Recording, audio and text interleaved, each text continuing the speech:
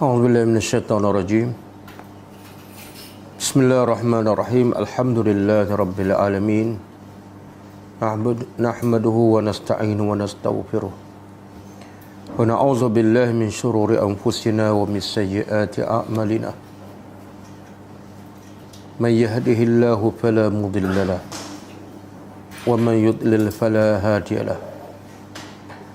أشهد أن لا إله إلا الله وحده لا شريك له وأشهد أن محمدا عبده ورسوله.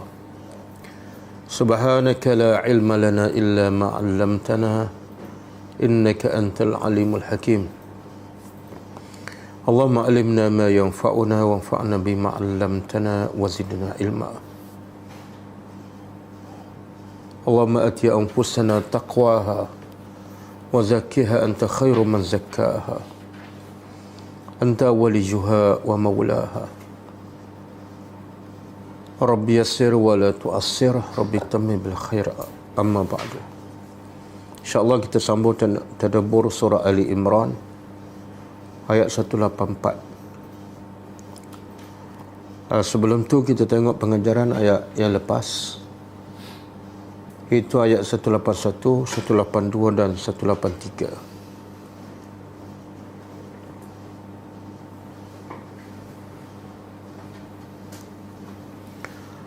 Ayat 181. A'udzubillahi minasyaitonir rajim.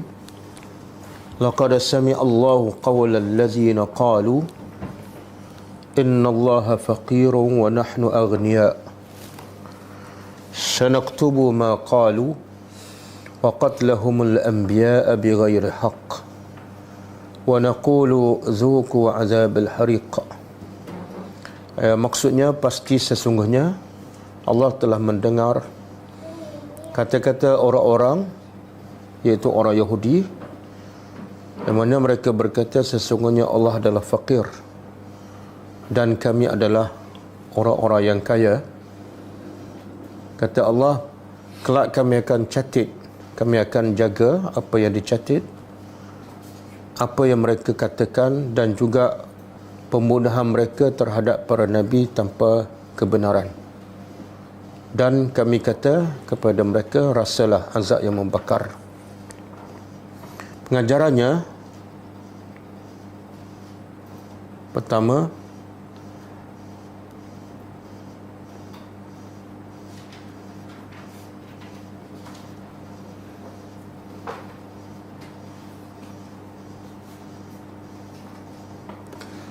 Allah Maha mendengar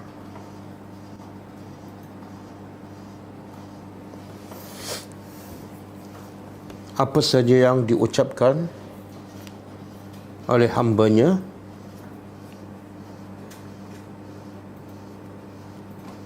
walaupun disebut secara sembunyi.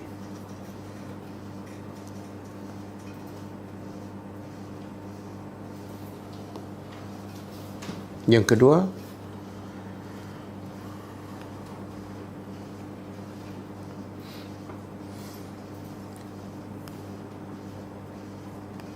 Allah bukan setakat mendengar apa yang disebut oleh hamba-Nya, tetapi Allah akan membalas.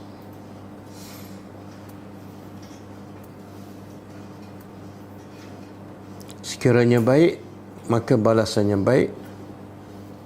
Sekiranya buruk, maka balasannya buruk.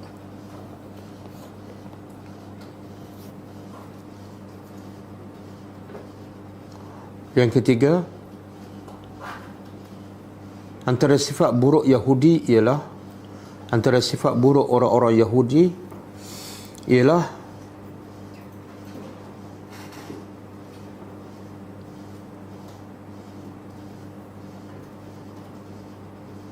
menghina Allah dengan menyifatkan Allah sebagai fakir.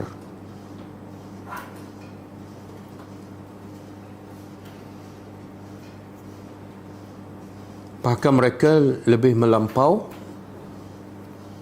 dengan mendakwa diri mereka lah yang kaya.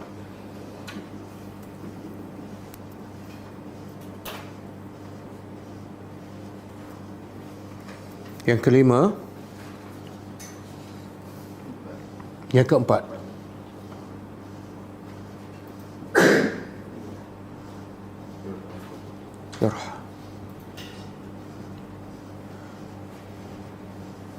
Tidak ada sesuatu pun yang diucap oleh manusia atau dilakukannya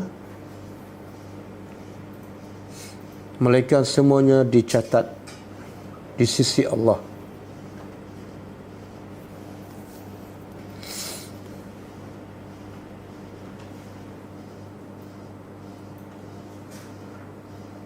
Dan akan diberi balasan yang adil.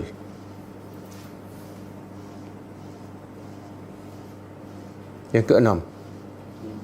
Yang kelima. Sebagaimana orang Yahudi melampau kepada Allah,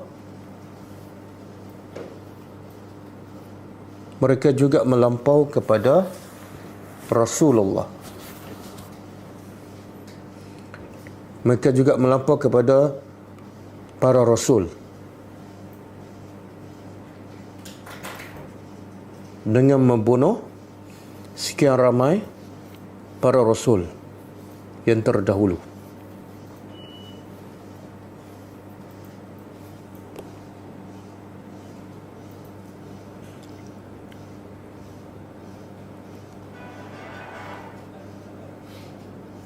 Yang keenam kan?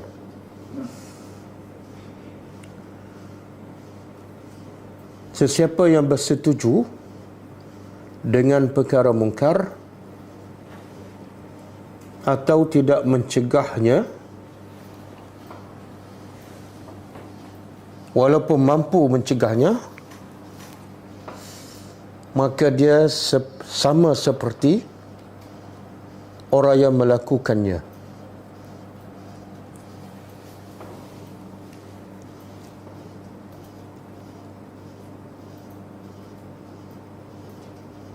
Yang ketujuh.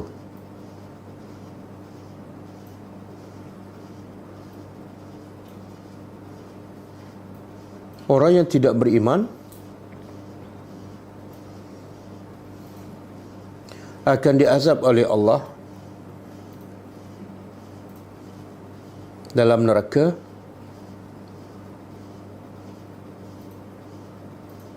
dengan dua jenis azab.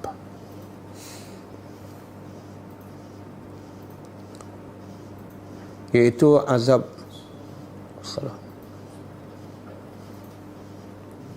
dalam bentuk mental dan azab dari segi fizikal.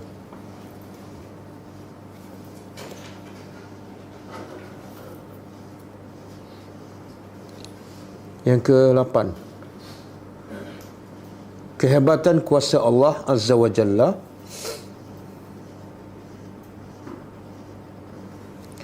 yang membakar manusia dalam neraka berulang kali tetapi tidak mati.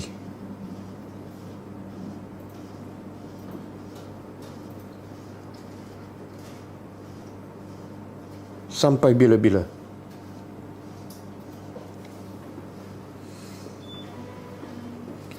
Okey, ayat 182. Zalika bima qaddamat aydikum wa anna Allaha laysa bizallamin lil 'abid. Yang demikian itu disebabkan dosa yang dilakukan oleh tangan-tangan mereka dan sesungguhnya Allah tidak pernah zalim kepada hamba-Nya. Pengajarannya, penafian sifat zalim daripada Allah.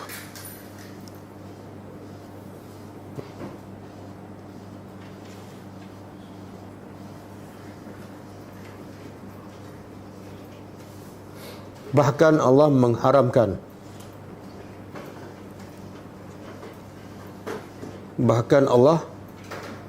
mengharamkan kezaliman ke atas dirinya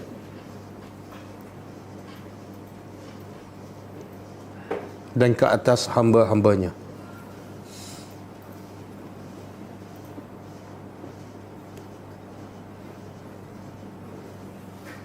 Yang ketiga, yang kedua,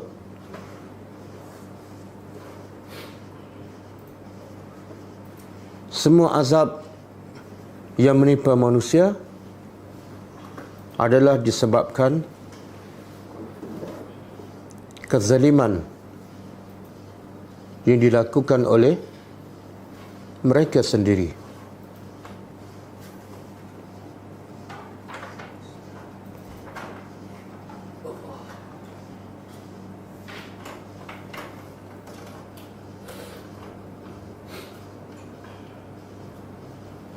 Yang ketiga,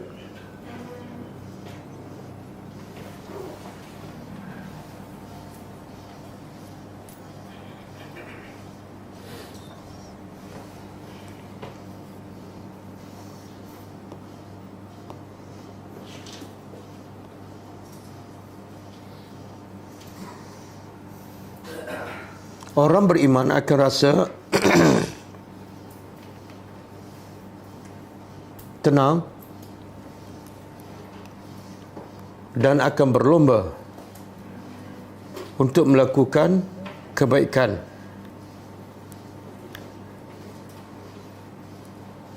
Kerana semuanya akan dibalas dengan adil oleh Allah Subhanahu wa taala.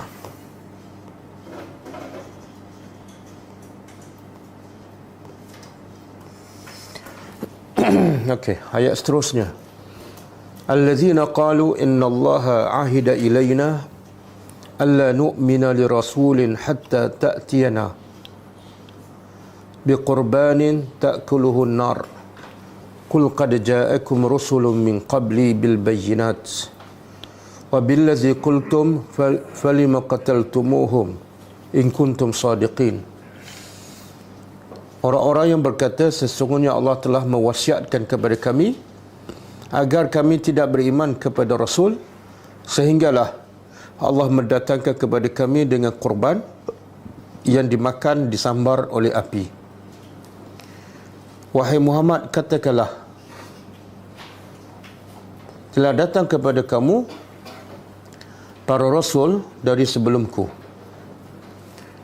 dengan keterangan yang nyata dan dengan apa yang kamu ucapkan, maka kenapa kamu masih membunuh mereka sekiranya kamu adalah orang-orang yang benar? Pengajarannya,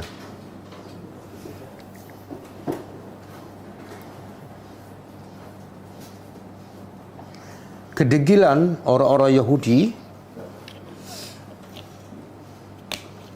dan kesombongan mereka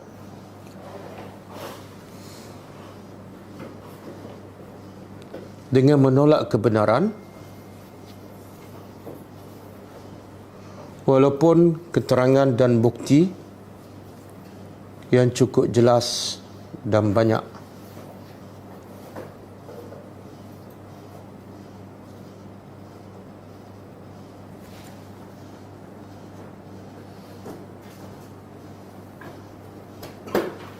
Yang kedua,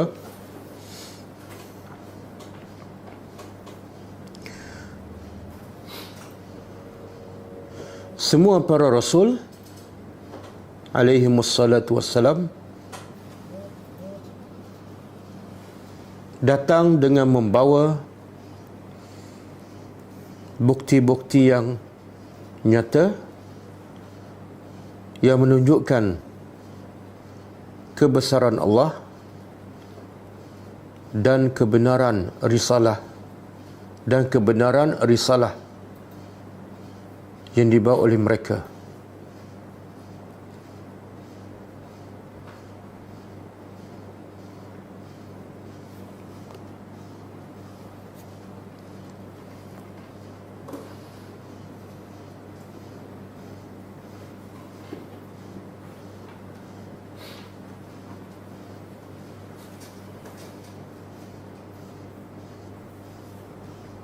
Yang keempat, yang ketiga,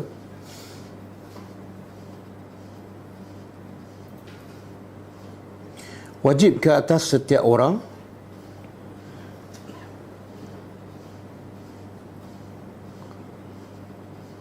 yang mendengar kebenaran memastikan kebenaran itu disertai dengan dalil yang jelas sama ada daripada Al-Quran ataupun sunnah Rasulullah sallallahu alaihi wasallam.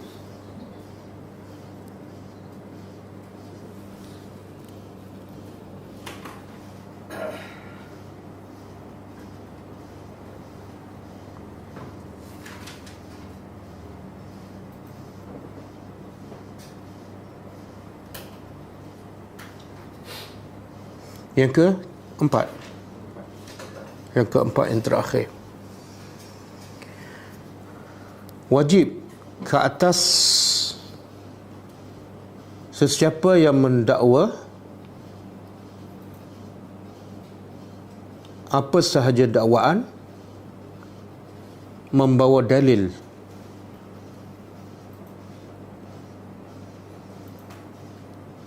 sebagai bukti kebenaran dakwaannya.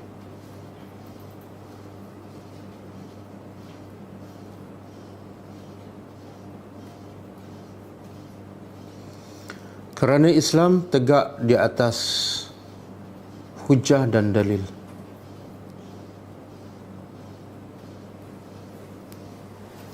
Okey, habis lah. Kita sambung tadabbur ayat seterusnya.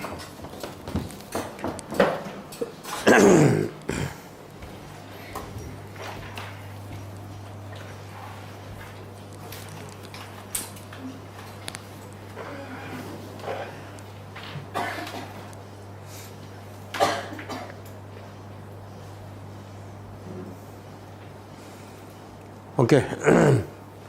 A'udzubillahi minasyaitonir rajim. Bismillahirrahmanirrahim. Ayat malam ni ayat 184.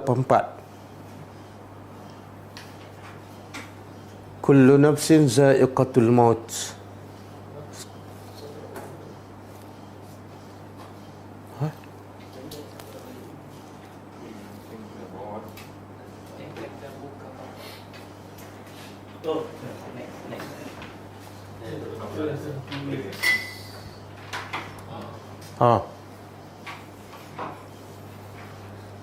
Yang tadi bukan 182, 185.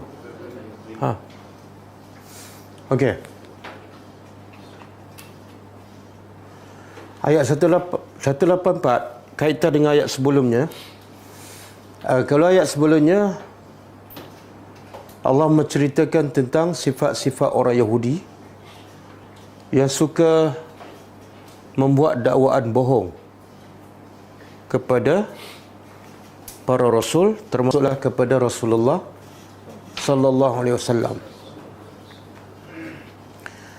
Jadi benda yang paling sukar yang dihadapi oleh manusia, antaranya yang paling sukar ialah bila kita cakap benda yang benar, apatah lagi ada dalil daripada Quran, tiba-tiba orang kata bohong.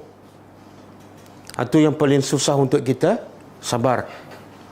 Sebab kita cakap yang daripada Allah ada dalil, tiba-tiba orang kata bohong.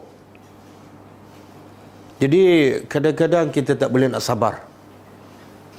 Maka ayat malam ni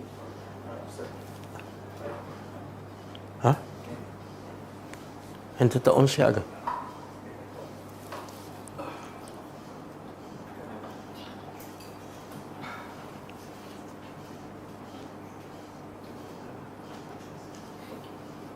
Nah. Okey, ayat malam ni ialah Allah nak pujuk ataupun nak hiburkan hati kekasihnya Rasulullah sallallahu alaihi wasallam. Allah kata apa? A'udzubillahi minasyaitonir rajim. Fa in kazzabuka, maka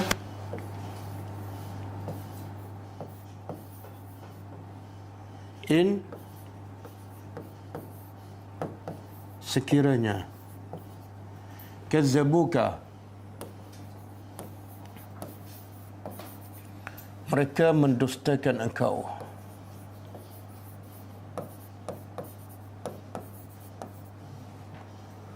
mendustakan engkau, Mereka ni siapa? Yahudi, Nasara, orang musyrikin, semua sekali. Semua mengatakan, yang tak beriman lah, yang mengatakan mereka bahawa Nabi adalah pendusta, tukang sihir, majnun. Maka Allah nak hiburkan hati Nabi. Cara Allah hiburkan apa dia? Sekiranya mereka mendustakan engkau, faqad, maka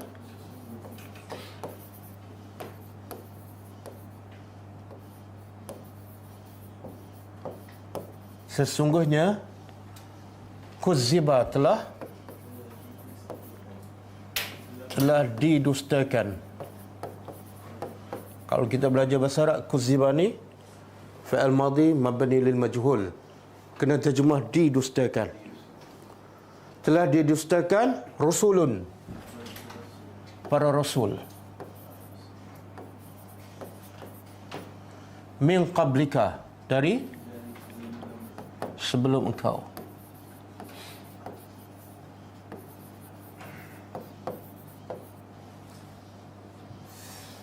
Sebelum engkau. Kemudian yang rasul sebelum engkau didustakan. Mereka bawa tak dalil? Ya, ja'u, mereka datang bil bayyinat, dengan keterangan ataupun bukti-bukti.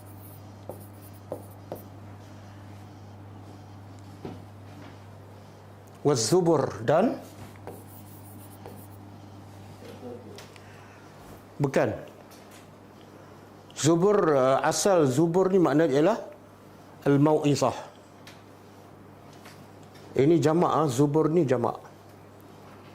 Jadi maksud di sini ialah, dia terjemah apa? Peringatan-peringatan ataupun pengajaran-pengajaran. Kan?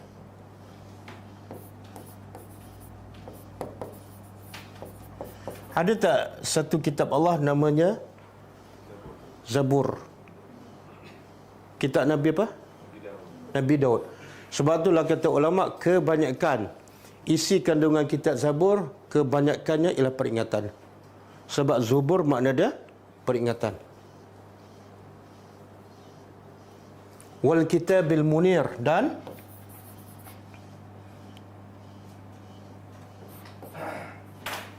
kitab-kitab yang al-munir, yang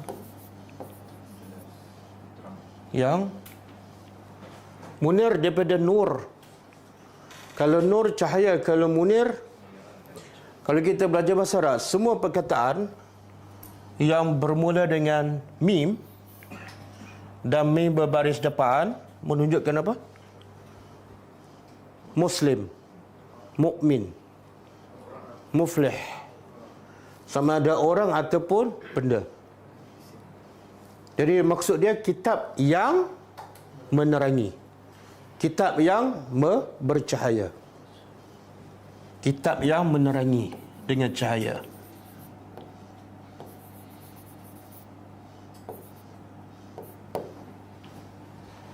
Daripada nur.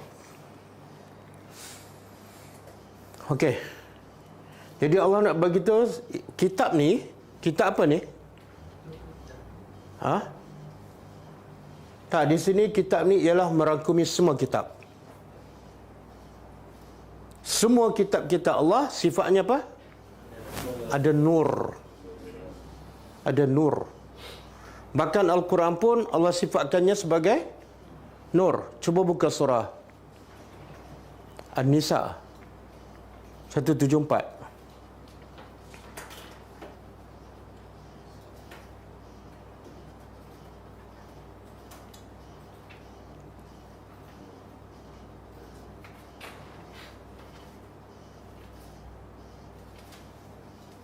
Okey.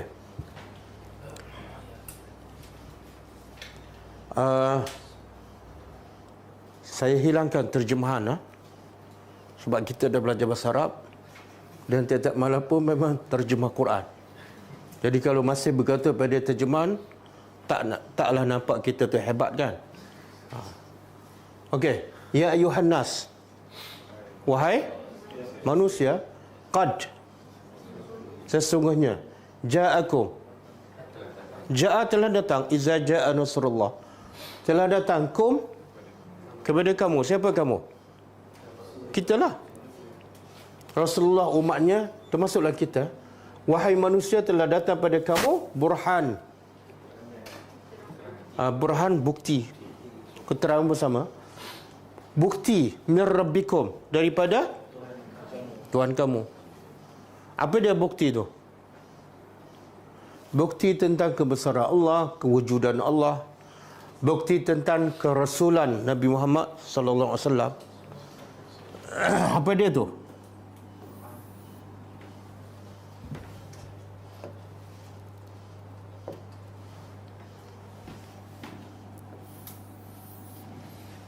Boleh jadi Al-Quran dan juga boleh jadi satu lagi kauniyah. Bukti-bukti ciptaan Allah. Dan bukti itu daripada siapa? Rabbikum. Maknanya kalau bukti daripada orang yang kita percaya pun kita dah terima, apatah lagi bukti ini daripada Rabb, pencipta, pencipta kamu. Kemudian wa anzalna, dan kami telah turunkan kepada kamu. Anzalna, kami telah turunkan kepada kamu. Anzalna apa? Fi'il apa ni? Fi'il madhi. Apa tanda? Nun alif kat belakang. Na kan? Menunjukkan apa na tu? Kami. Dan kami telah turunkan ilaikum, kepada kamu. Apa dia? Nuran, cahaya yang mubinan, yang terang. Apa ni? Allah kata kami telah turun kepada kamu nur, cahaya. Apa mana cahaya ni? Quran bercahaya tak? Cuba tutup lampu, buka Quran, bercahaya tak?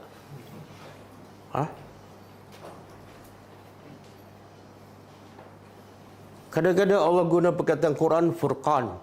Kadang-kadang Allah guna perkataan Az-Zikru, kan?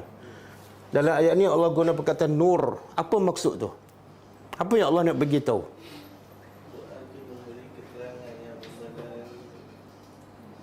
Maknanya kalau kita duduk dalam cahaya, kita nampak tak semua benda dalam depan kita?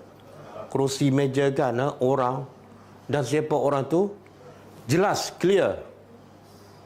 Ada lubang ke, ada batu ke, kan? Tapi kalau tak ada nur, kita duduk dalam kegelapan. Kita nampak tak? Ada lubang ke, ada batu ke, kita tak nampak, kan? Bila tak nampak, apa akibatnya? Apa akibatnya bila kita duduk dalam gelap? Mesti ada bahayanya. Mungkin ada ular, mungkin ada lipan, kan? Jadi Allah nak bagi tu Quran tu, bila siapa yang faham, siapa yang ikut, dia tak akan sesat jalan. Apa saja masalah, dia akan hadapi dengan tenang, sebagaimana orang yang berada dalam cahaya. Orang yang sentiasa menggelabah, bila ada masalah aja menggelabah, dia dalam kegelapan. Bila ada musibah aja menggelabah, dia dalam kegelapan, kan? Sebab itulah tukang sihir Firaun, kan? Bila Firaun ugut dia nak potong kaki dan tangan dan nak salib dia, menggelabah tak tukang sihir? Tak, dengan tenang je. Apa dia jawab? Apa dia jawab?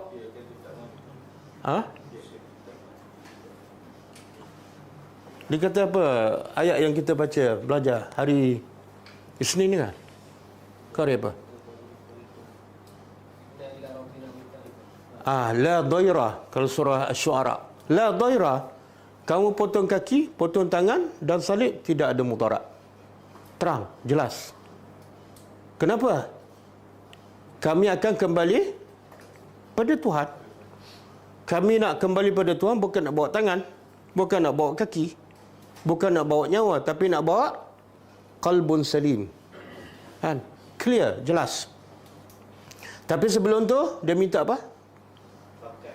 Pangkat. Sebab apa dia dalam pangkat? Sebab dia tidak ada nur. Bagi mereka dunia adalah segala-galanya. habis masa kerja dunia. Itu makna Quran. Tapi ramai tak yang belajar Quran tapi macam masih dalam kegelapan, meraba-raba. Semua pantang lihat, semua dia sapu. Pantang dengar daripada ustaz, semua dia terima kan. Sebab apa? Sebab dia tidak mentadabbur Al-Quran.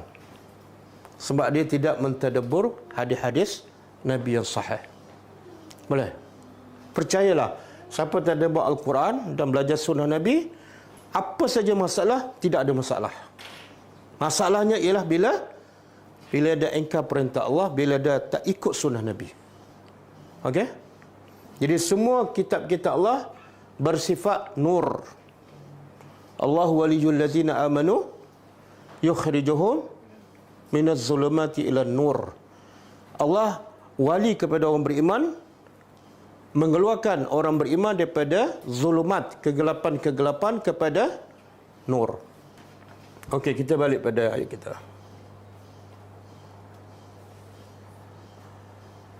Okey, cuba kita tengok pengajaran daripada ayat ni. Allah kata apa?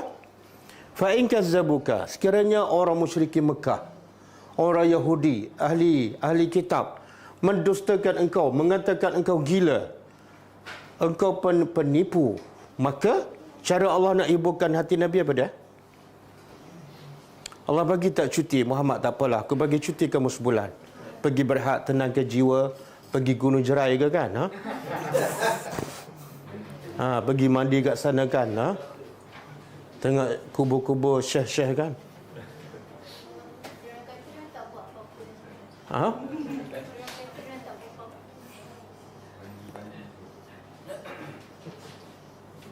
Okey. Ambil pengajaran. Ini cara Allah hiburkan hati orang yang paling dia sayang. Iaitu yang kamu ni didustakan oleh kaum kamu ni bukan benda bid'ah. Maksudnya bukan benda baru. Bukan kamu orang yang pertama didustakan oleh kaum kamu, bukan kamu. Bahkan semua para rasul sebelum engkau semua didustakan.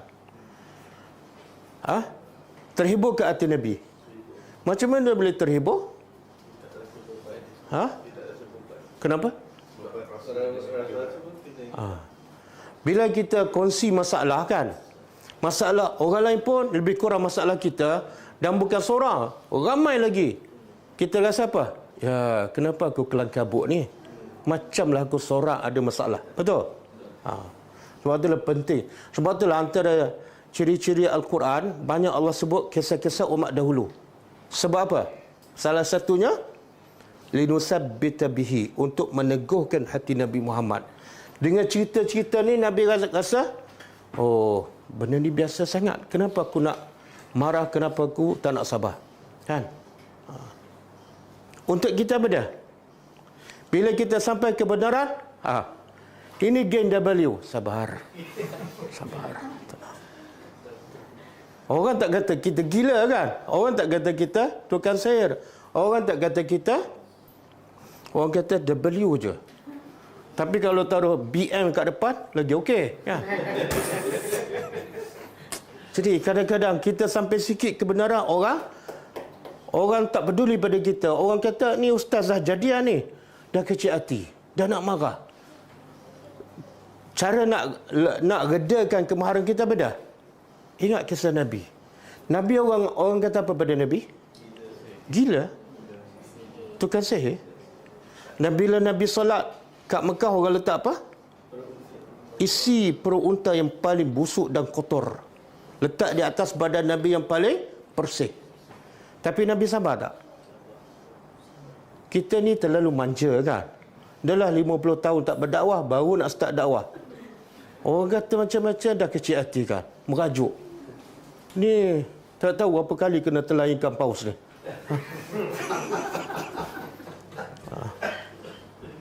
Ingat satu. Jadi bila kita berdakwah, ada orang kata macam-macam, ingat ayat ni. Yang kedua, Allah kata apa? Rasul-rasul dahulu didustakan. Adakah mereka tak bawa bukti? Kenapa Allah sebut Rasul dahulu didustakan dalam keadaan mereka bawa bukti? Kenapa Allah sebut? Ha?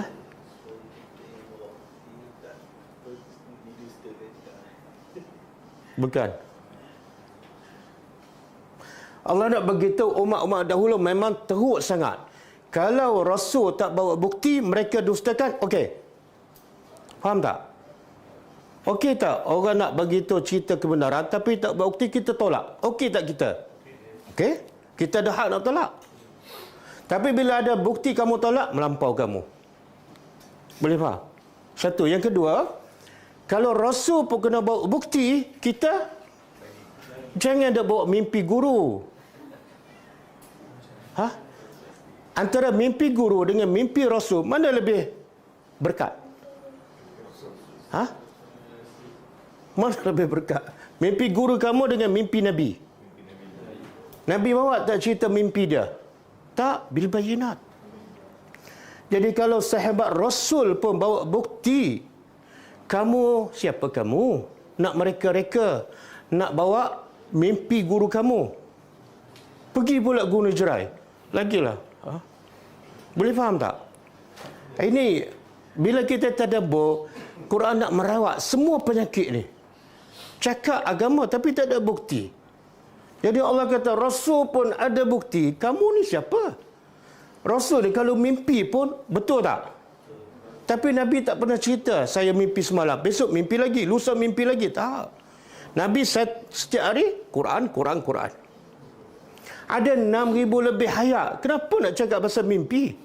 Betul tak? Anak murid kamu berapa ayat dia faham? Cuba tanya. Dah habis semua ke 6,000 ayat dia faham? Habis semua tak? Tak baru 6 ayat. Jadi kalau 6 ayat, bagilah faham semua lagi ayat tu berbaki. Ini ayat tak habis lagi, hadis tak habis, cerita pula mimpi. Kan itu dah mendahului Allah dan Rasul.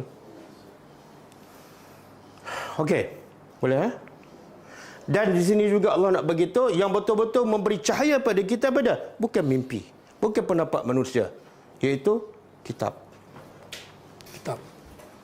Okey. Okey, boleh Kita pergi pada ayat seterusnya. Satu saya nak sebut. Cuba buka surah Al-An'am ayat 34.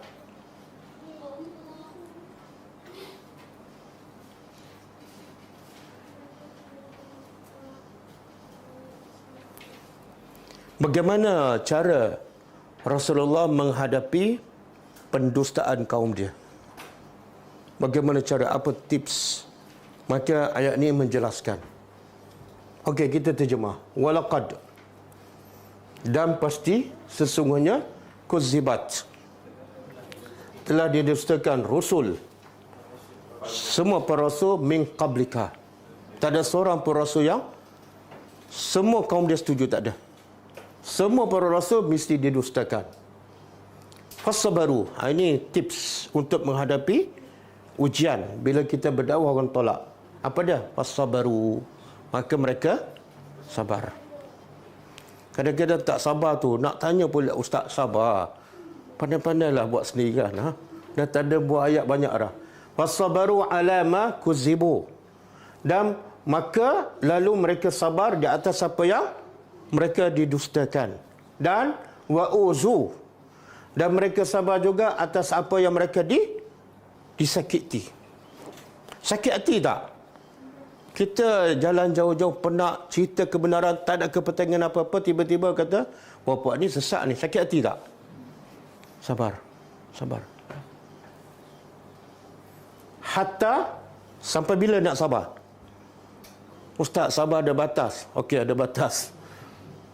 Hatta atahum nasruna, sehingga datang kepada mereka pertolongan kami.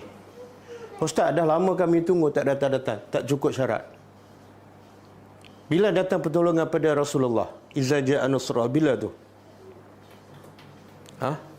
Nabi berdakwah di Mekah berapa tahun?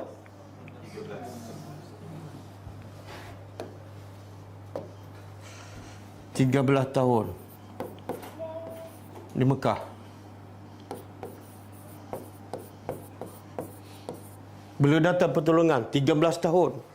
Bila datang iza ja'a nasrullah? apabila telah datang Nasrullah. Bila tu? Tahun berapa?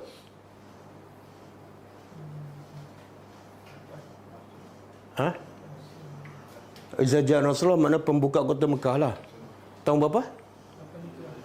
8 Hijrah. 8 Hijrah kan? Madinah. Dibuka kota Mekah lah. Jadi berapa tahun? 21? 21 tahun baru datang Nasrullah. Kan? Kita berapa hari baru dakwah? Berapa hari? Ustaz tak sampai 1 hari, baru sejam. Kan? 21 tahun Nabi sabar. Baru Allah bagi pertolongan.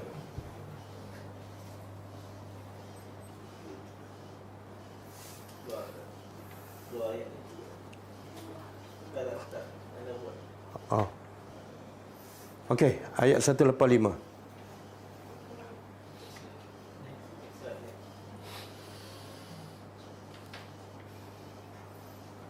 Okey.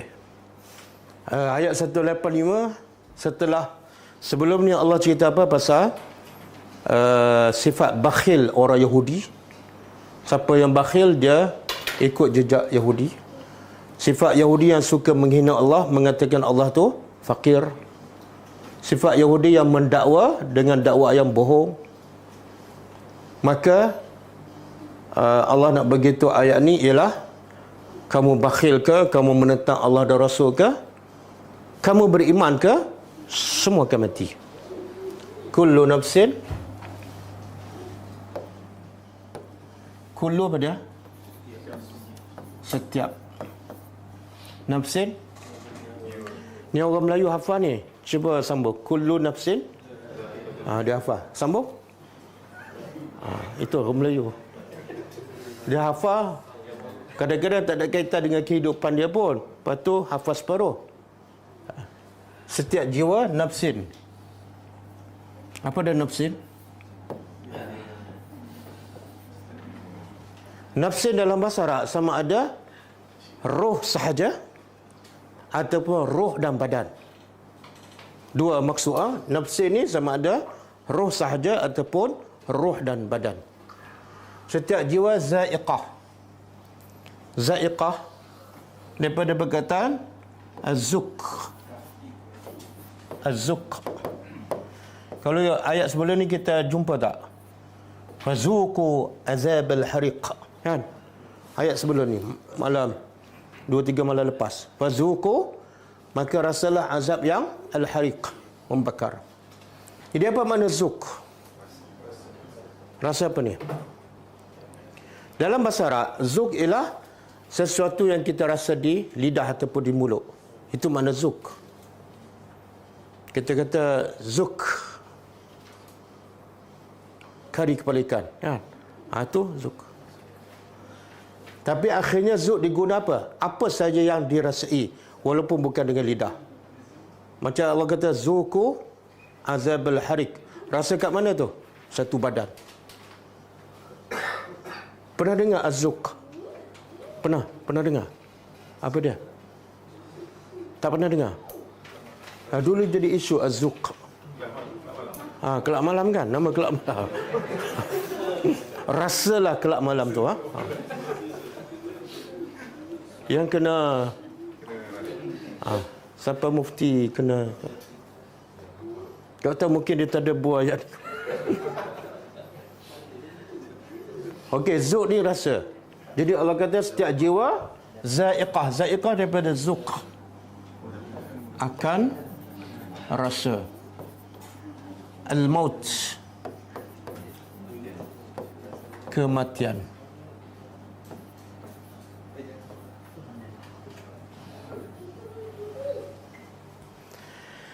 Kenapa Allah kata za'iqah? Allah boleh dia cakap kullu nafsin yamut. Setiap jiwa akan mati. Beza tak? Setiap jiwa akan mati, satu lagi setiap jiwa akan rasa kematian. Beza tak? Beza apa beza? Jadi Allah nak begitu, mati tu ada rasa. Dia kata ulama mati ni lebih sakit daripada ditikam dengan pedang dan lebih sakit daripada digunting dengan gunting. Ada satu asar daripada Ibrahim alaihissalam, bila dekat dia nak wafat, ditanya kepada Ibrahim alaihissalam, macam mana kamu rasa sekarang? Dia kata, aku rasa seperti seekor burung yang sedang digoreng dalam keadaan hidup. Itu rasa kematian. Dan Nabi saat kematian, Nabi berpeluhkan. Bila celup air, Nabi celup tangannya ke dalam bekas air dan letak di dahinya, terus kering. Kemudian Nabi kata, innalil mauti la sakarat. Sesungguhnya bagi kematian ada sakarat, ada rasa. Okey. Jadi Allah nak bagi tahu setiap jiwa akan rasa kematian. Apa faedah Allah bagi tahu ni? Kaitan dengan ayat lepas, kamu nak bakhil ke? Kamu nak mendustakan para rasul ke? Kamu nak menghina Allah ke? Satu hari kamu mati. Dan orang kafir ni semua yakin tak kematian, pasal kematian? Ada tak yang tak percaya pada kematian? Ada tak? Tak ada kan? Sebab tu Allah sebut dalam surah Al-Hijr. Surah Al-Hijr, wa'bud. Tak apalah saya tulis je, sebab pendek je. Wa'bud rabbaka hatta ya'tiyaka al-yaqin.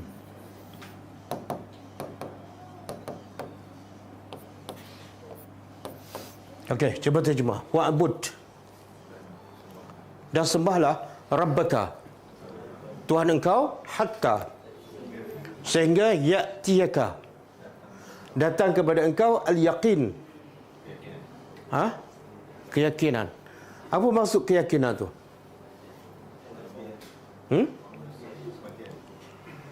Kematian. Kenapa Allah tak sebut ya'tiyakal maut? Allah nak bagi tahu mati, tapi Allah tak sebut mati. Allah kata al-yaqin. Kenapa?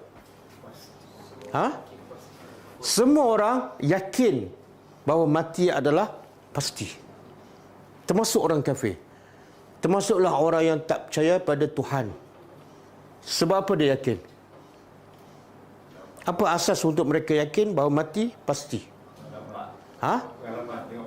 Bapa dia dah tak ada, atuk dia dah tak ada, moyang dia tak ada, 7 keturunan semua dah tak ada dah. Kan? Tapi ayat ni salah guna oleh golongan yang terikat. Pemikirannya terikat dengan hawa nafsu.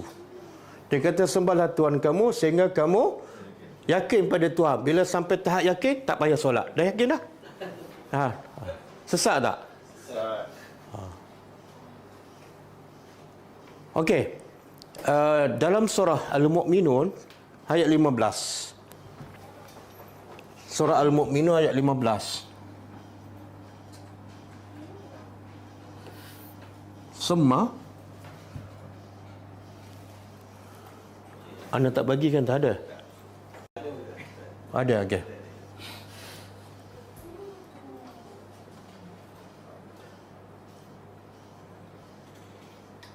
Okey. Cuba tengok siapa belajar bahasa Arab. Kemudian innakum. Ini ayat 15 ni Allah cerita pasal tahap-tahap kejadian manusia, daripada tanah, daripada air mani, kemudian seketul darah, seketul daging, jadi tulang kan, kemudian dibalut oleh daging, kemudian hidup, lepas tu sema, kemudian innakum, sesungguhnya kamu ba'da zalika, selepas semua proses itu, lamayitun, akan mati. Dalam ayat ini Allah guna 2 harfu taukid.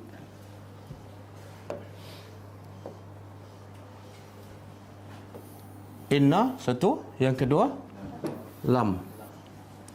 Jadi dalam bahasa Arab, kalau kita belajar bahasa Arab, harfu taukid ni akan diguna bila kita guna ayat sesungguhnya. Bila? Ialah bila kita nak tegaskan. Apa dia? Ialah bila kita nak tegaskan benda tu penting. Bila orang tak percayalah. Betul tak? Kalau orang tu dah percaya, perlu tak kita sebut inna? Contohlah, saya nak beritahu, sesungguhnya saya ada depan awak. Perlu tak saya sebut sesungguhnya? Tak perlu. Jadi dalam bahasa Arab, kalau kita guna sesungguhnya kepada orang yang kita percaya, itu sia-sia. Mana tak perlu guna, kita gunakan. Jadi Allah akan guna inna, harfu taukid, kepada orang yang tak percaya. Okey? Tak ada kematian, semua orang percaya tak? Percaya kan? Sehingga Allah kata apa? Yakin. Tapi dalam ayat ni Allah guna dua harfu taukid. Kemudian setelah kamu hidup, pasti kamu akan mati. Jadi seolah Allah guna dua harfu taukid, seolah manusia tak percaya pada kematian. Tadi Allah guna perkataan yakin. Faham tak soalan? Faham? Jawapannya? Faham tak? Faham? Jawablah.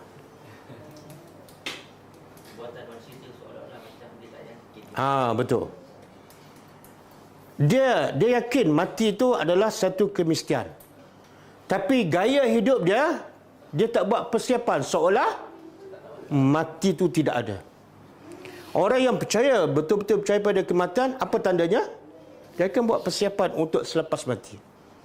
Bila manusia gaya hidup macam tak percaya, maka Allah guna dua harfu taukid. Betul tak? Sebab itulah tanya siapa saja, termasuk orang Islam, kamu bersedia tak nak mati sekarang? Jawapannya apa?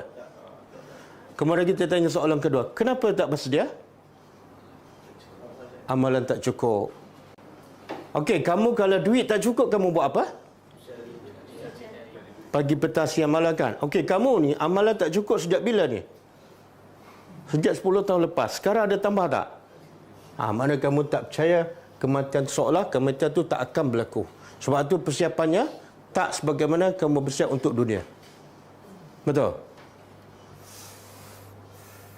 Okey, kita pergi pada ayat seterusnya. Setiap jiwa pasti akan rasa kematian.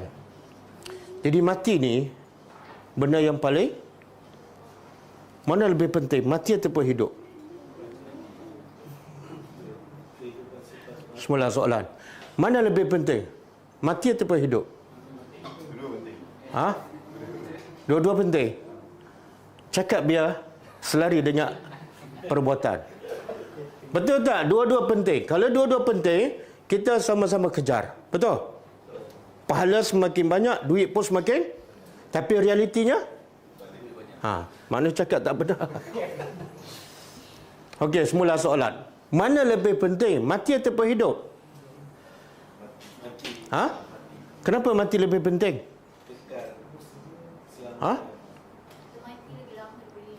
Mati sekejap je. Tak pernah rasa mati. Mati sekejap je. Kadang-kadang tengah berdiri, rebah.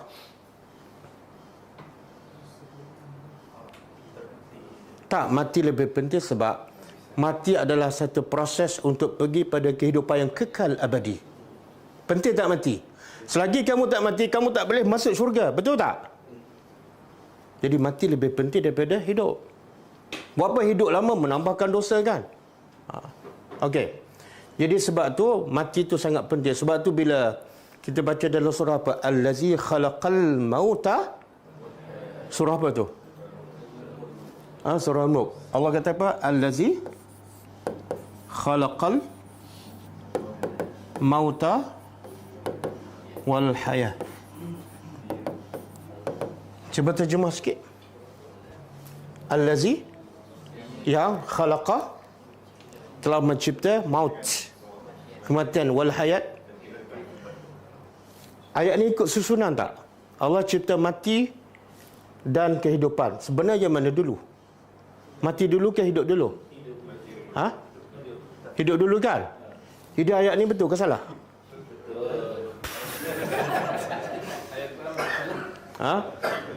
Jangan tersilap jawab. Okey, betul. Tapi ikut tertib tak? Tak. Kenapa Allah tak ikut tertib?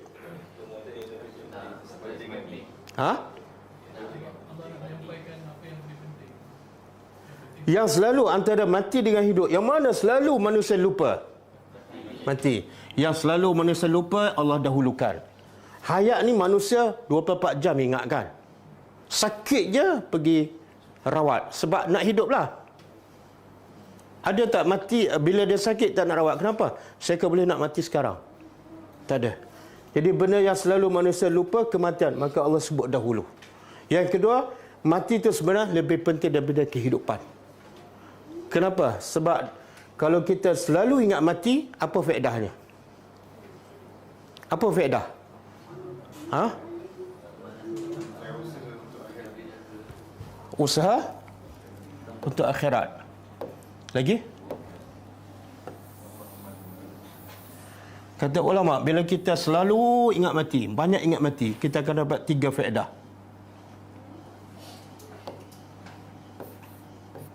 Tiga faedah. Selalu. Bukan jarang-jarang. Selalu ingat mati. Satu, segera bertaubat.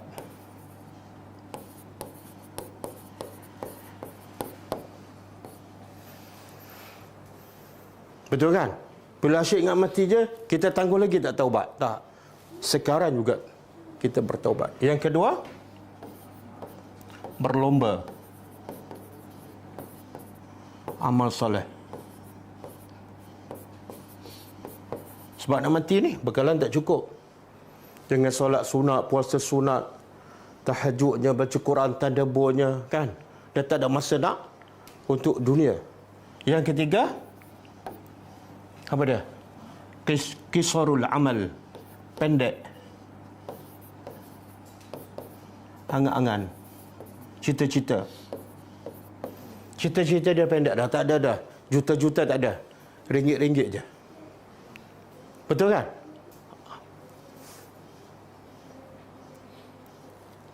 Dan kalau kita jarang ingat mati, kesannya apa? Terbalik. Pertama, dia lupa nak bertaubat. Sebab apa? Tak ingat mati. Yang kedua, malas. Malah beribadat, solat lambat, nak puasa pun berat, nak baca Quran pun malas, nak tahajud pun lagi malas. Sebab baginya hidup masih panjang. Dan yang ketiga, oh panjang, projek tu, projek ni, daripada 3 projek jadi 30 projek. Kan? Sebab itulah apa hukum banyak ingat mati? Apa hukum banyak ingat mati? Ha? Wajib. Kalau wajib berdosa tau. Tak ingat mati. Hari ni ingat berapa kali mati? Pandai-pandai buat hukum kan? Ha? Apa dia?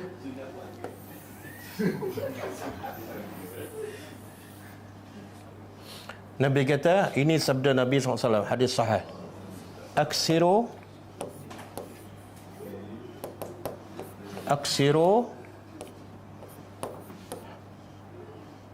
min zikri hazimi al-lazzat. Hadis sahih.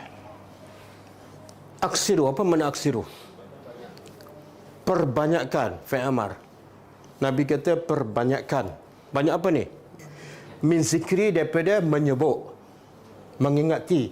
Hazimi, hazimi makna qati', pemutus ataupun penghilang al-lazzat, kelazatan hidup. Kita seronokkan, sibuk kerja dunia, tiba-tiba dengar berita orang mati ataupun tengok orang mati depan kita. Terhenti tak? Terencak tak? Jadi kita tertipu dengan dunia. Sebab apa? Dunia adalah lazat. Macam mana nak kurangkan kelazatan ataupun keseronokan dengan dunia? Banyak. Nabi tak kata ingat, Nabi kata banyakkan. Jadi apa hukum banyak ingat mati? Sunat. Sunat kan? Tak banyak dosa sikit kan? Sunat. Subhanallah. Tengok Nabi sayang pada kita kan? Nabi sayang pada kita, Nabi bagi nasihat. bukan banyak cari rezeki, tak, banyak ingat mati. Dan sebab itu dalam satu hadis yang lain Nabi kata, bila ditanya pada Rasulullah, man akyasun nas, siapa orang yang paling cerdik? Kalau tanya mak bapak, siapa paling cerdik?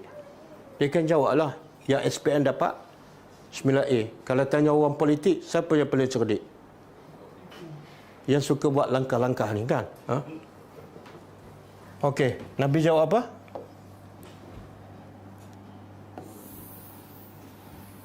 Orang yang paling cerdik. Mulai malam ni pastikan kita jadi orang paling cerdik, bukan korang cerdik. Apa dia? Nabi kata, satu,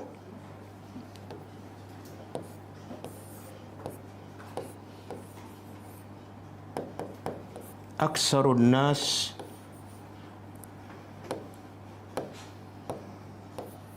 zikran lil maut.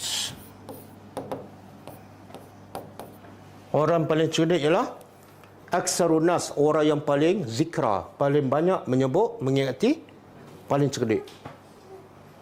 Mungkin SPM dia dapat 9E, tapi tiap hari ingat mati. Dan yang kedua, yang paling cerdik ialah siapa? Ahsanuhum isti'dadan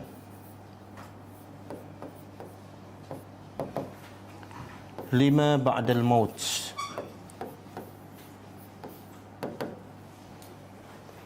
Yang kedua ialah manusia yang paling baik persiapannya untuk selepas mati. Paling baik, paling banyak, paling ikhlas, paling cerdik. Saya ulang, Nabi bila ditanya siapa yang paling cerdik, Nabi kata pertama yang paling banyak ingat mati. Bila paling banyak ingat mati, automatik ada yang kedua. Kenapa dia paling banyak persiapan? Sebab banyak. Bila banyak ingat mati, ni tak cukup, ditambah lagi, tambah lagi. Dan bila kurang ingat mati, yang bawah pun tak ada. Kan? Daripada mula balik sampai ketua, solat 5 waktu je. Tak ada solat sunat. Puasa Ramadan je, puasa sunat tak ada. Sebab apa? Puncanya ialah tak ingat kematian. Okey? Tapi bila kita masuk sekolah, bila masuk universiti dan bila masuk bidang kerja, ada tak subjek ingat mati? Tak ada. Bahkan sistem pendidikan kita menjadikan kita lagi lupa kematian. Sebab apa? Sistem pendidikan nak menjadikan kita hamba kepada dunia. Lagi berjaya, lagi nak kejar dunia. Betul kan? Bila kita ingat, kita akan ingat mati. Bila dia pencen kan? Bila makan dah tak lalu, mata dah rabun. Dan mati ni, dia tak kira umur. Dia tak kira sakit ataupun sihat. Beberapa hari ni, minggu lepas, kawan saya, student saya juga abang dia, duduk kat Gombak. Dia pergi office dengan LRT, turun, nak pergi ke lift, masuk office dia, mati. Tumbang, collect terus, mati. Siapa sangka dia pergi berjawab, rupa-rupanya hari terakhir, rupanya jumpa malaikat maut. Siapa sangka? Kemudian minggu lepas masa kita di Sabah, seorang pegawai MBSA, kan, tahu kan? Oh, tak tahu, tak baca berita. Kena baca walaupun sibuk dengan Quran.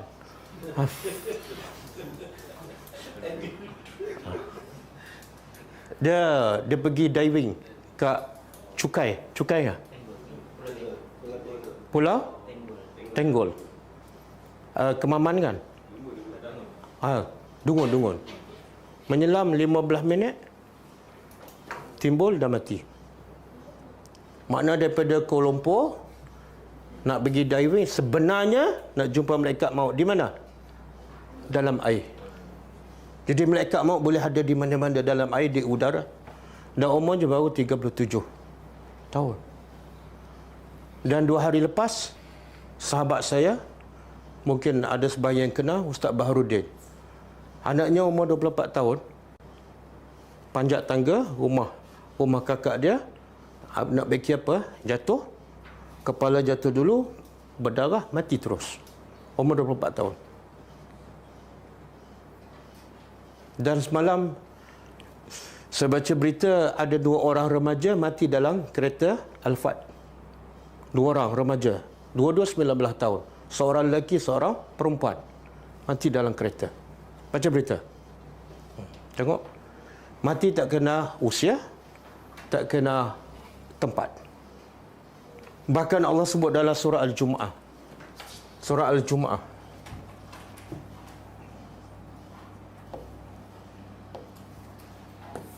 Ayat 8 lah.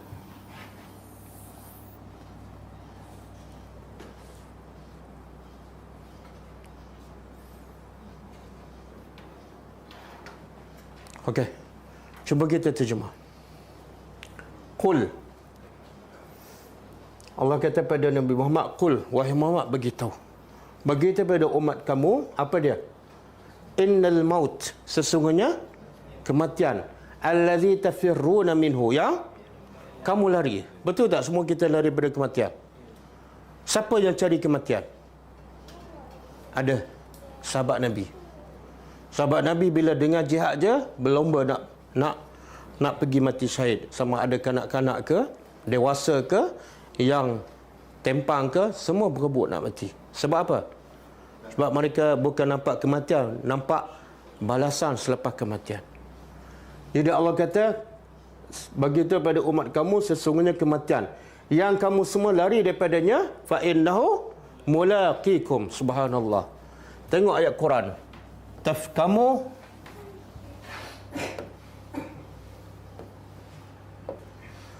kematian kamu lari. Tapi Allah kata apa? Fa innahu mula. Tengok bahasa tu. Kamu lari tapi mati. Okey. Katalah kita duduk kat sini kan.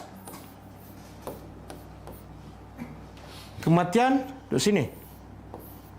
Kita pun nampak kematian, kita pun lari. Kita lari daripada kematian, ha? Tapi Allah kata apa?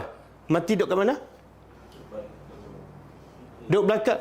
Logiknya bila kita lari daripada kematian, kematian duduk belakang.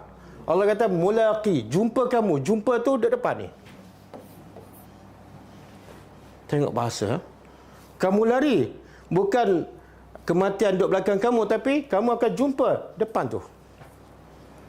Jadi maknanya apa? Jangan larilah. Lari benda yang tak ada faedah, buang masa. Yang ada faedah apa dia? Buat persiapan untuk mati. Kisah ni, kisah Bani Israel, boleh kita percaya dan boleh kita tolak. Tapi kita boleh ambil pengajaran.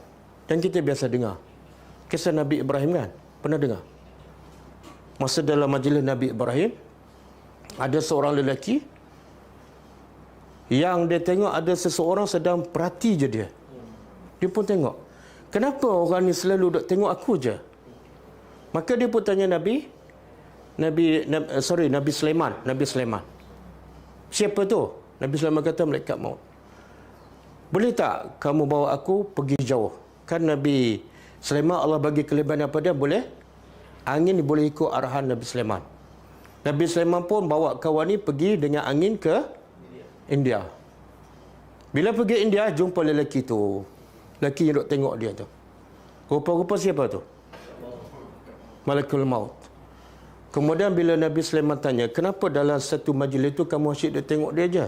Aku tengok lelaki ni, Nabi Sulaiman kat mana? Palestin. Aku tengok lelaki ni sebab kalau ikut rekod, dia mati kat India. Macam mana? Besok dia mati kat India. Macam mana hari ni masih duduk kat Palestin? Macam mana dia nak pergi ke sana? Nak mati kan? Tengok rekod ni, dia mati kat India. Hei, pelik ni. Malaikat pun pelik kan? Macam mana ni? Subhanallah. Allah gerakkan sehingga Nabi Sulaiman hantar dia ke sana dan ajar dia kat sana. Jadi pengajarannya apa? Jangan buang masa lari daripada kematian. Buatlah persiapan. Kemudian Allah kata apa? Semua yang lagi menakutkan apa dia? Mati itu menakutkan, tapi yang lagi menakutkan summa turadduna. Lepas mati kamu akan dikembali kepada alimul ghaib. Allah tak kata balik kepada Allah, tapi Allah kata balik kepada yang mengetahui benar ghaib. Banyak tak benda-benda rahsia yang kita buat orang lain tak tahu? Termasuklah isteri kita, betul? Allah kata kamu akan dikembali pada siapa ni? Yang tahu benda ghaib. Suami kamu tak tahu, isteri kamu tak tahu, anak kamu tak tahu, sahabat kamu tak tahu, tapi Allah tahu. Jadi sebelum kematian jumpa kamu, bertaubat. Kemudian wasyahadah fayunabbiukum, lalu Allah akan menceritakan kepada kamu semua yang kamu lakukan. Okey.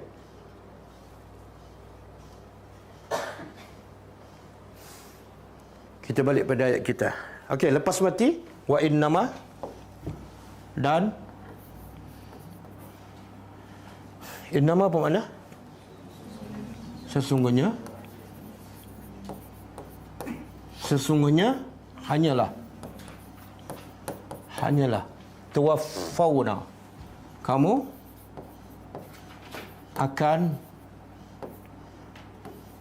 tuwaffawna apa makna?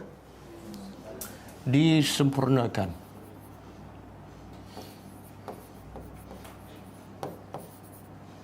Ujurakum, upah-upah kamu. Semua kerja kita kat dunia ada upah. Walaupun kita hanya senyum, ada upah tak? Ada tak satu syarikat yang senyum pada bos pun bos bagi bonus? Ada? Tak ada. Senyum pada kawan pun dapat gaji? Ada? Tak ada. Hanya syarikat Allah sahaja. Tapi itu pun kedekut juga dengan senyum. Dahlah duit kedekut, senyum pun kedekut. Jadi akan disempurnakan upah-upah kamu. Bila ni? Hari kiamat.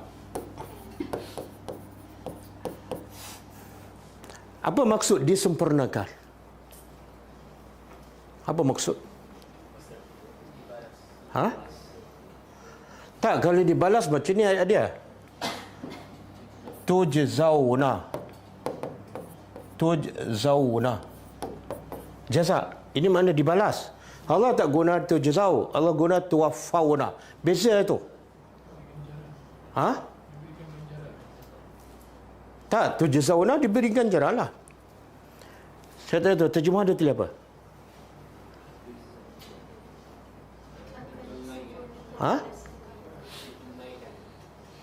Tak tepat tu. Tuwaffawna disempurnakan. Bila dia sempurnakan, makna apa tu? Dah dapat, ditambah. Maknanya ini Allah akan sempurnakan bila ni? Masa kat dunia dapat tak? Dapat. Dah dapat. Cuma belum sempurna. Okey, kalau kita orang beriman, kalau kita beriman dan beramal soleh, kat dunia Allah dah balas tak apa yang kita buat di dunia? Allah balas tak apa dia? Ketenangan. Rasa mudah nak beribadat, mudah nak bersedekah, mudah buat kerja dakwakan. Apa saja masalah kita sabar, dapat lagi pahala. Allah dah balas. Allah sebut dalam surah An-Nahl ayat 97. Surah An-Nahl ayat 97. Apa dia? Man amila salihan min zakarin wa unsa wa huwa mu'min falanuhyiyannahu hayatan tayyibah. Jadi kat dunia Allah balas apa? Hayatan tayyibah. Hayatan tayyibah. Kehidupan yang baik. Apa maksud kehidupan yang baik? Bukan rumah besar. Bukan. Hayatan tayyibah ialah yang Nabi sebut, siapa ada 3 perkara, dia seolah dapat dunia dan segala isinya. Ingat lagi. 1, hari itu Allah bagi dia sihat. Yang kedua, Allah bagi rezeki yang cukup untuk hari itu. Yang ketiga, aman. Itu maksud hayatan tayyibah. Kadang-kadang dia miskin, tapi dia reda dengan apa yang Allah takdirkan. tak tamak, kan? Tak marah, maka sebenarnya dia dapat hayatan tayyibah. Ini balasan kat dunia. Kemudian sebelum hari kiamat, kalau dia mati duduk dalam kubur, dia dapat balasan. Dapat tak? Nabi kata apa? Kubur ni sama ada taman syurga. Taman syurga tu sebelum kiamat ke dah kiamat? Tapi dah sempurna tak balasan? Belum. Jadi satu hayatan tayyibah. Yang kedua, dia alam barzakh. Belum sempurna lagi. Yang disempurnakan betul-betul ialah hari kiamat. Okey. Boleh, Orang kafir dia sempurna tak? Orang kafir kalau dia buat kerja kat dunia, dia kerja bersungguh-sungguh, Allah balas tak? Balas. Yang kaya, yang sihat, macam-macam. Okey.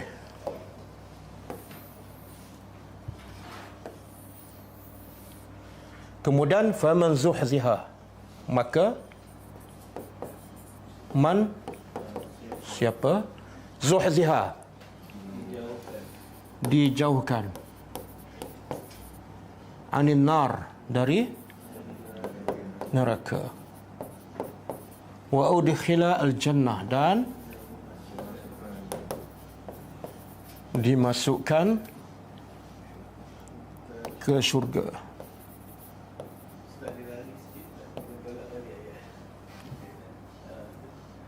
Okey. Tengok Allah guna perkataan zuhziha. Dia terjemah dijauhkan. Bahasa Arab kalau dijauhkan apa dia? Ub'idala. Ub'ida. Daripada ba'id kan? Ba'idun jauh. Ub'ida.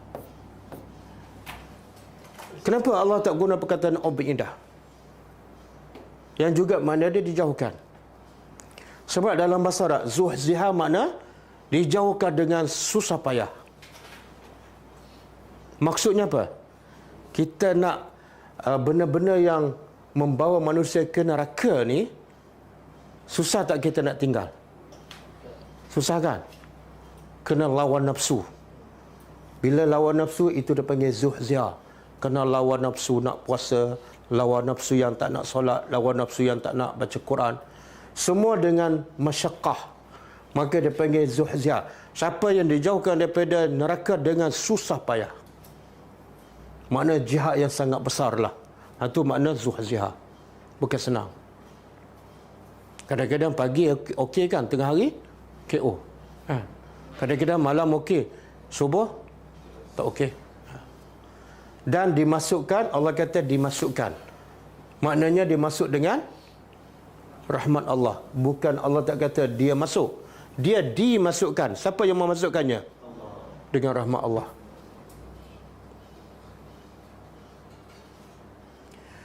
Maka apa hasilnya? Faqad, sesungguhnya dia telah berjaya. Ini definisi berjaya yang sebenar. Mana Allah kata faza, faiz lah. Pernah dengar nama faiz? Faiz kan? Kalau faiz, orang yang berjaya. Sebab tu kadang-kadang hari raya kita sebut apa?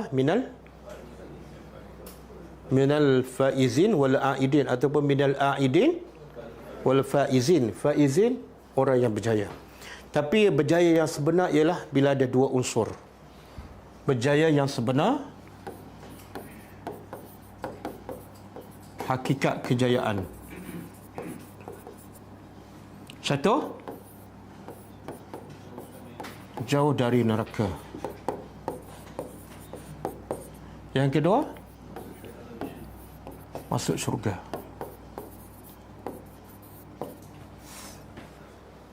Tapi banyak tak definisi kejayaan yang dibuat oleh manusia? Apa dia antaranya? Kekayaan. Kaya kan? Kalau multi level ni apa dia? Tunjuk gambar kan. Kalau kamu boleh miliki BM, itu ciri-ciri kejayaan. Tapi kalau asyik pakai kancil je, yalah macam kancil lah kan. Itu ciri-ciri kejayaan manusia. Tapi di sisi Allah sebenarnya, sebab itulah orang paling kaya siapa? Antara orang yang paling kaya lah Qarun lah. Harta dia dengan harta kita mana banyak? Betul ke? Kunci pun dipikul oleh beberapa orang yang gagah. Kalau kunci dah besar dan berat gedung dia, tapi adakah Qarun berjaya? Tak, dihumbang ke dalam neraka. Banding pula harta Nabi Muhammad. Nabi Muhammad ada harta tak? Tak ada. Mana boleh kata kais pagi, makan pagi. Bahkan kadang-kadang Nabi 3 bulan rumahnya tak berasap. Tapi Nabi lah orang yang pertama masuk syurga, dan Nabi lah orang yang paling tinggi tempatnya di syurga. Kan? Dan orang yang paling majoriti yang masuk syurga, orang kaya ke orang miskin? Jangan salah faham pula, ustaz ni nak suruh macam nak suruh kita jadi miskin je. Tak. Jadilah orang kaya macam Abu Bakar. Sebab tu Abu Bakar ni terkenal sebagai orang kaya ke sebagai dermawan? Dua benda yang berbeza.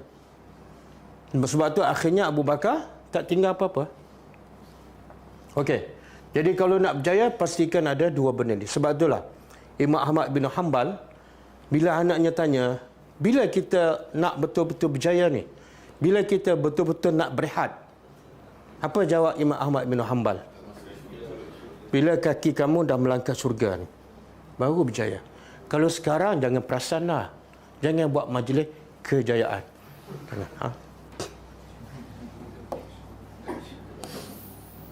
Majlis kesyukuran ke apa ke, jangan. Okey, kemudian Allah beritahu antara penghalang besar manusia daripada berjaya, apa dia? Wa mal hayatud dunya. Dan tidaklah kehidupan dunia. Kenapa? Tahu tak kenapa kehidupan dunia dipanggil dunia? Sehingga dunia jadi bahasa Melayu. Kan?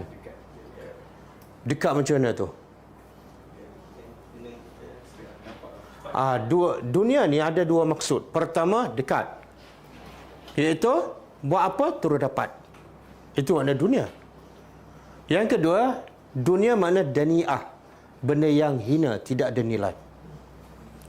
Allah sengaja bagi nama dia dunia. Tapi tak ada siapa faham. Bahkan, kejar juga dunia. Dunia tu makna ialah hina. Kan Nabi kata apa? Bila Nabi angkat, Nabi pergi ke pasar Madinah, Nabi angkat seekor bangkai anak kambing yang cacat. Nabi angkat kepada sahabat dan Nabi kata, siapa nak bangkai anak kambing dengan 1 dirham? Siapa nak beli? Sahabat kata apa? Jangan ke beli, bagi free pun kami tak nak. Kenapa? Dia satu bangkai. Yang kedua anak kambing. Yang ketiga cacat. Nabi kata sebenarnya dunia yang kamu nak kejar tu lebih hina daripada anak kambing ni. Tengok Nabi didik para sahabat. Sebab itulah Islam jadi kuat. Kenapa? Sebab semua sahabat kejar akhirat. Bila kejar akhirat, Islam jadi kuat. Hidup untuk Islam, kuat dari Islam. Tapi kalau kita hidup untuk dunia, semua agama diabaikan, semua agama diketepikan. Jadi lemahlah Islam. Betul? Dan Nabi kata sebelah lagi hadis, kalau dunia ni ada nilai seperti sayap nyamuk. Sayap nyamuk ada nilai tak? Siapa nak sayap nyamuk? Saya bagi 1 lori free. Nak 2 lori?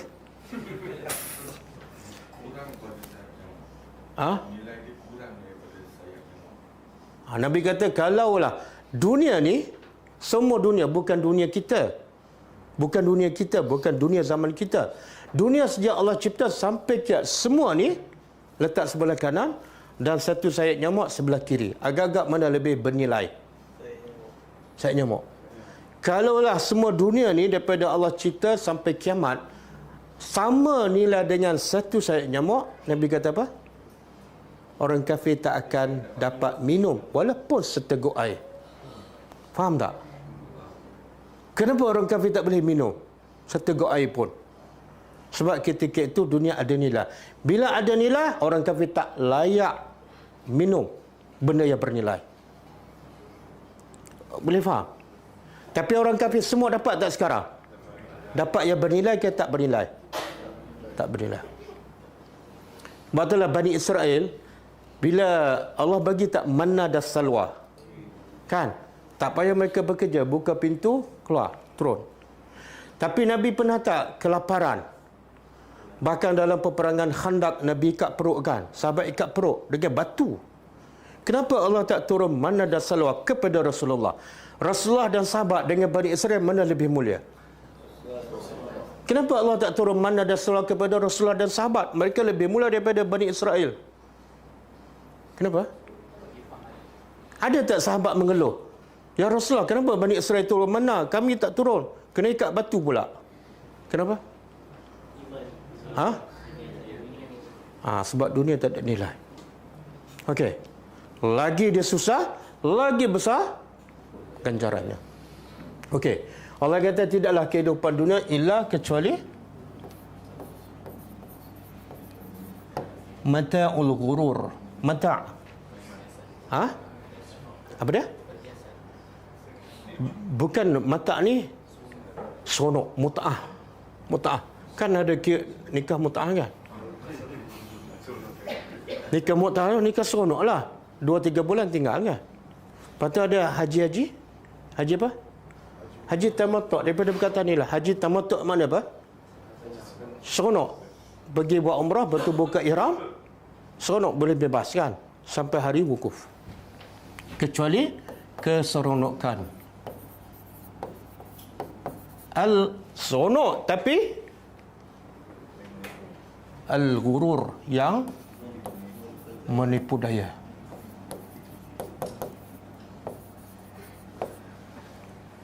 Subhanallah. Tengok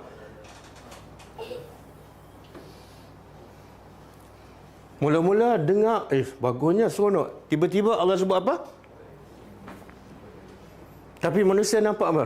Mata ke nampak gurur? Tak. Dia nampak mata. Sebab tu asyik kena tipu je kat dunia. Betul? Keluar pagi tak sempat solat sunat fajar 2 rakaat. Sedangkan solat sunat fajar lebih baik pada dunia. Lepas tu bila keluar sampai balik petang tak sempat solat 12 rakaat. Sedangkan solat sunat 12 rakaat setiap hari dapat apa? Sebuah istana dia kerja 20 tahun, satu istana tak dapat. Betul? Tertipu tak? Yang kamu hanya 12 rakaat, tak sampai setengah jam. Sebuah istana tapi tak buat. Kamu kerja 30 tahun, satu istana pun tak dapat. Bahkan rumah kamu pun atas nama bank kan? Sampai kat penceng, menggurur, tertipu. Cuba buka surah ni. Last. Dulu surah Fatir ayat 5.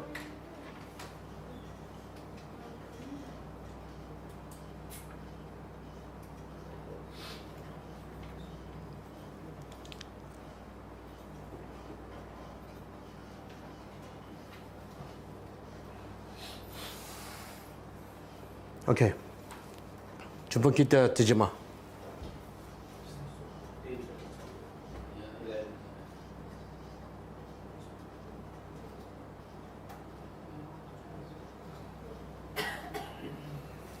Okey, terjemah sama-sama. Ya ayuhan nas, wahai manusia, inna, sesungguhnya wa'dallah, janji Allah adalah benar.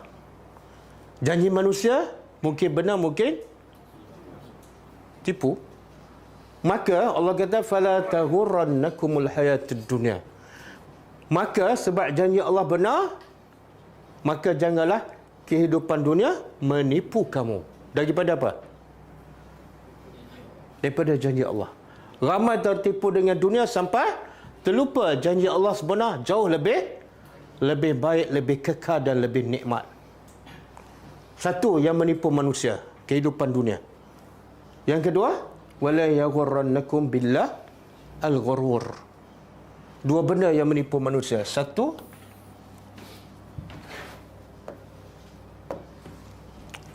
al-hayatud dunia. Yang kedua, al-ghurur. Siapa al-ghurur? Syaitan. Dua ni je yang menjadikan manusia tak sempat nak kejar akhirat. Satu, duk kejar dunia. Yang kedua, ditipu oleh syaitan. Kadang-kadang nak pergi masjid, syaitan kata apa? Kamu kan masih muda lagi. Apa-apa yang pergilah. Cuba tengok kat masjid, semua orang tua kan? Lepas tu nak belajar pula kan? Dia kata apa? Yang belajar-belajar ni, yang orang nak mati je. Kamu masih, masa depan masih cerah kan? Siang masih panjang. Syaitan menipu. Betul? Semua yang jenis solat lambat, tak sempat nak solat sunat, tak sempat nak baca Quran setiap hari, tak sempat nak zikir pagi petang, semua dua benda ni je yang menipu ni. Kalau tak kejar dunia, ditipu oleh syaitan. Okey. Boleh? Boleh? Jadi banyak tak ayat Quran yang merawat penyakit kita? Sayang tak Allah pada kita? Cuba bayangkan kalau kita asyik duk dengar penglipu lara kan. Dengar bab agama gelak kan. Macam mana kita nak menambahkan amal soleh kita? Okey, cukup ah. Ayat seterusnya kita sambung.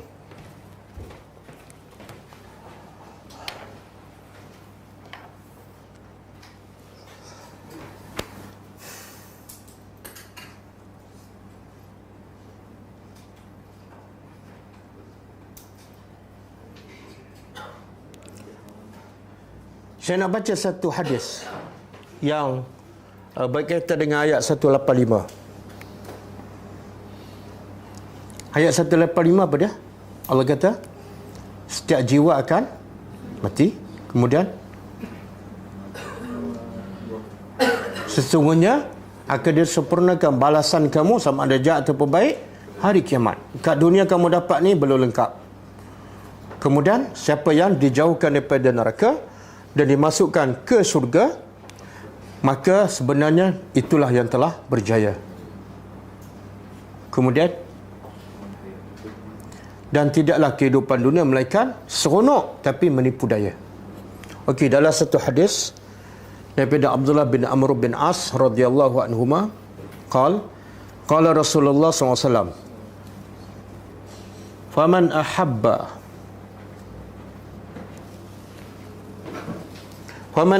ada kat situ. Boleh tengok. Tengok Sekarang kita ada buah hadis. Faman ahabba, cuba terjemah. Faman, maka siapa? Ahabba, suka. Siapa yang suka an yuzahzaha anin nar. Siapa yang suka dijauhkan daripada neraka. Rasanya semua suka. Dan suka wa yadkhulu al-jannah. Suka nak masuk syurga. Maka Nabi bagi nasihat. Apa patut kamu buat? Kalau betul kamu takut neraka dan nak masuk syurga, falta'tihi maniyatahu. Maka hendaklah dia mendatangi maniyatahu, kematiannya, ataupun dia menghadapi kematiannya dengan apa? Wa huwa yu'min billah. Dalam keadaan dia betul-betul beriman kepada Allah dan hari akhirat. Wal yaumil akhir. Penting dua benda ni. Walaupun rukun iman ada 6, tapi yang paling asas, satu, beriman dengan Allah, untuk asas untuk kita beramal. Yang kedua, asas untuk kita rajin beramal, iaitu yakin pada hari akhirat. Kemudian yang kedua, apa dia kena buat? Wal ya'ti ilan nas, hendaklah dia mendatangi orang ramai, allazi yuhibbu an yu'ta ilaihi. Hendaklah dia lakukan kepada orang sebagaimana dia suka orang buat pada dia. Ini yang susah. Makna apa tu? Kalau dia suka dia sihat, dia kena suka orang juga sihat. Kalau dia suka dia faham Al-Quran, dia juga kena buat supaya orang juga faham Al-Quran. Kalau dia tak suka disakiti, dia jangan sakiti orang. Jadi Nabi kata kalau dia nak jauh daripada neraka dan masuk syurga, kena buat dua benda. Pertama, itu dia panggil hablum minallah, hubungan dengan Allah, ihsan, sembah Allah seolah dia nampak Allah. Yang kedua, dua ni kena jaga. Kadang-kadang kita dah solat okey, puasa okey, haji okey, tapi dengan orang tak suka. tak nak bergaul dengan orang, memang tak boleh masuk syurga. Sebab Nabi bagi syarat. Bukan setakat kamu kena bergaul dengan orang, kamu kena sayang dia sebagaimana kamu sayang. Kena ada rasa sayang, rahmat kepada orang. Itu syarat nak masuk syurga. Semoga Allah beri taufik dan kekuatan pada kita untuk melakukan dua perkara ni, insya-Allah. Okey, cukup lah. Waktu dah lewat. InsyaAllah kita jumpa pagi besok. Kita sambut tadabbur surah Al-An'am pukul 10 pagi, insyaAllah. Kita tutup dengan membaca tasbih kafarah. Subhanakallahumma wa bihamdika asyhadu an la ilaha illa anta astaghfiruka wa atubu ilaik. Assalamualaikum warahmatullahi wabarakatuh. كتاب الله ترقى جنانه وتنى العظيم الأجر والغفران.